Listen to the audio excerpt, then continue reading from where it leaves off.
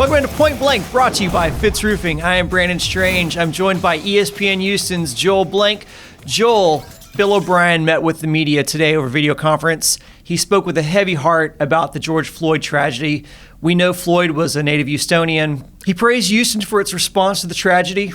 He spoke about how, being a white coach, it's important to speak out.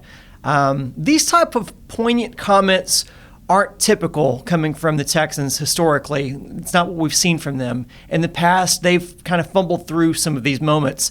Talk about what this tonal shift means for the organization. I think it means a lot, and it says a lot about an organization that, like you said, has warranted a lot of scrutiny over the past several years in the way they've handled things, especially public relations issues, and tried to stay away from saying anything. And they went from Bob McNair and his comments and the way he handled things to Cal McNair, who we can't get a comment from, to this situation, which could be a monumental situation in terms of how we go forward and view the Houston Texans. Because when you think about it, this wasn't Bill OBrien calling a Zoom press conference to speak about the George Floyd situation and the march in Houston.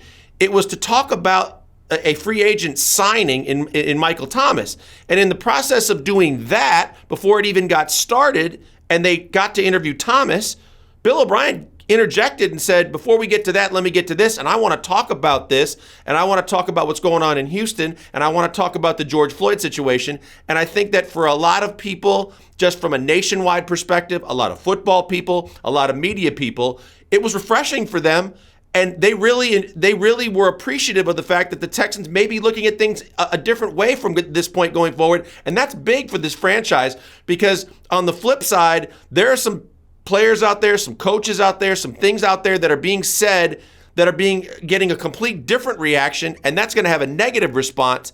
I'll give you Vic Fangio, the head coach of the Denver Broncos, who yesterday went out and basically told the whole world that I don't see any racism. And in the NFL, we don't have any. And if everybody just had the way that the situation the way the NFL has it, then we wouldn't have an issue at all. And immediately he got backlash. And players in the league were coming back at him on Twitter. And it was like, what planet are you living on, and are you have that big of blinders on that you can't see what's going on around you? That's pathetic. So night and day from Bill OBrien to Vic Fangio, that's a good positive step for the Houston Texans. Absolutely. And I want to get to some of OBrien's comments about Kenny Stills as well. But first, why don't you tell us about the specials that Fitz Roofing is running right now? We love the people at Fitz Roofing. They've been so supportive of SportsMap and ESPN 97.5, and they're going to do great things for you in the Houston area. All you got to do is call 832-521-3001. They do a free, no-obligation inspection. They come to you and tell you what they can do. Maybe it's roof repairs, or if you're looking for a brand new roof on your house or your business,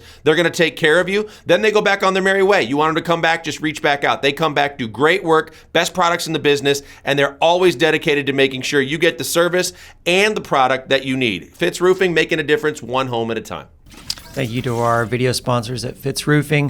Bill OBrien spoke about his conversations with Michael Thomas.